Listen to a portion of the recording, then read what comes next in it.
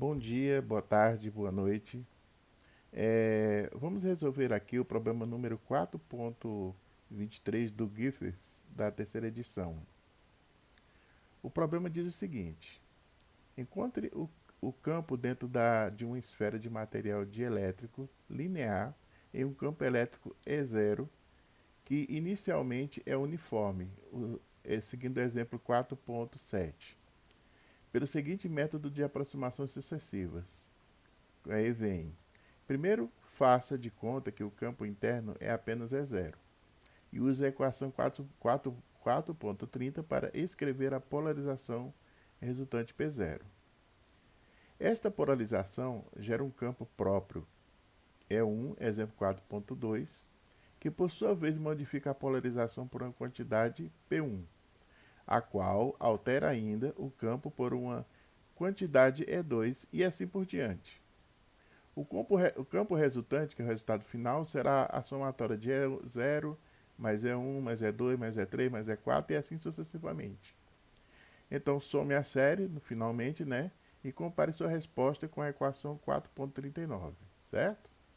Aqui eu fiz questão de colocar o exemplo número 47, 4.7, que é citado no problema. É, se alguém tiver curiosidade que o faça. Aqui a fórmulazinha da polarização, que é o E0 que E, que é a equação número 4.30 do livro. Aqui tem um exemplo 4.2, que é citado no livro. E o campo elétrico 3 sobre ER mais 2, que é a equação número 4.49. Pronto. Agora como é que a gente vai fazer esse problema? A gente vai pensar o seguinte: a gente poderia seguir o exemplo número 4.5, né? O que diz o exemplo 4.5? Ele mostra uma esfera elétrica com a polarização P, certo? Está aqui. Para a gente resolver esse problema, a gente leva em consideração a seguinte estratégia. A gente, é, a gente leva em consideração as densidades de cargas ligadas. E a partir daí, utilizando os métodos de resolução da equação de Laplace, nós resolvemos o campo dentro e fora, dentro da esfera. Com os cálculos, né, a gente, acha o campo interno, que vai dar menos P sobre 3 epsilon zero, que é a equação número 4.30, certo? Agora, para a gente resolver esse problema, lembrando que P é igual a epsilon zero x, certo? Para a gente resolver esse nosso problema aqui, a gente vai fazer o seguinte: a gente vai usar outra maneira, que ela diz o seguinte, que vamos levar em conta que nós temos uma esfera, né, em que nós temos um dielétrico linear, né? O campo E é um campo, vai ser o nosso campo total que a gente vai ter que achar, certo? O que nós vamos ter? Essa esfera não polarizada, colocada na presença de um campo elétrico E0, gerando uma polarização P0, certo? E aqui, lembrando que o nosso P0 pela equação número 4.30, que é citada no problema, é E0, XE e 0, certo? Bom, como é que a gente vai fazer? Essa polarização vai gerar um campo elétrico. Esse campo elétrico a gente vai chamar de E1, certo? Vai seguindo, a gente segue aqui a fórmula do E1. Depois do E1, nós vamos gerar uma polarização P1, certo?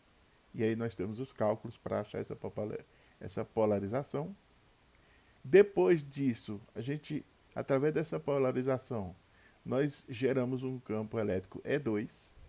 E aí observem, é, aqui nós temos o E0 menos P1 sobre 3 epsilon zero. Como nós já achamos quem é o P1, a gente utiliza o P1 aqui na nossa fórmula e aí desenvolve dessa forma aqui, desse jeito, para encontrar o E2. O E2, por sua vez, vai gerar uma polarização P2, né? Da mesma forma, como a gente descobriu o E2, substituir aqui e chegamos a esse resultado. Tudo bem? E, finalmente, depois da polarização P2, nós, é, nós chegamos a um campo elétrico E3, que segue o mesmo tipo de raciocínio. Bom, o que nós temos aqui? Para acharmos o resultado final, o campo elétrico é a soma de E0 mais E1 mais E2 mais E3. O que a gente vai fazer agora? Substituir. O E0 já é o E0 mesmo, o E1 aqui, o E2 aqui, o E3 aqui e assim sucessivamente. Certo? Lembrando que, novamente, que o P0 é igual a ε0, xe é zero, certo? Na substituição, nós observamos o seguinte, que esse P0, como ele segue a fórmula 4.3, por uma simples substituição, substituímos aqui, né, e chegamos a esse resultado, certo?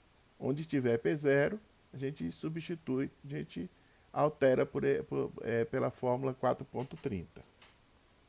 Após isso, colocamos o E0 em evidência e chegamos a essa fórmula. O que nós observamos? Que aqui se trata de uma série infinita convergente. E por coincidência, isso aqui é uma APG infinita, em que tende ao infinito, certo? Só que o x0, xe, essa letra grega aqui é meio esquisita mesmo, é difícil até de pronunciar, tem que ser menor do que 3. Bom, continuando, então o nosso campo indo a infinito segue esta fórmula aqui.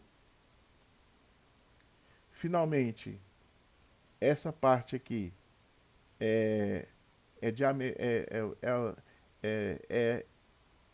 segue, como ela tende ao infinito, vai seguir a somatória que vai de K de 0 ao infinito, né? Xe menos dividido por 3 elevado a K. E aí, seguindo a formulazinha, né? Por pura substituição, a gente chega ao resultado final que está aqui. Aqui você pode acabar, ou o resultado pode ser esse, ou o resultado pode ser esse. Lembrando que pode ser também 3 sobre 2 mais ER. Lembrando que ER é 1 mais XZ, certo? E substituindo aqui, você chega a esse mesmo resultado. Tudo bem? Então, é isso. Espero que tenham entendido, né? É um pouco complicado, é um pouco trabalhoso, mas não é tão difícil de entender. Até a próxima.